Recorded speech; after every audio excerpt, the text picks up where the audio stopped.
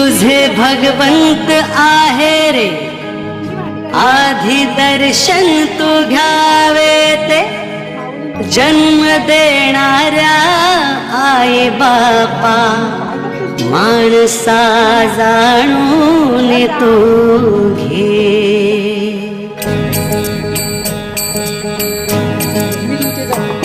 कर्माय पित्याची सेवा, आठवून त्या पुंडलिकाला.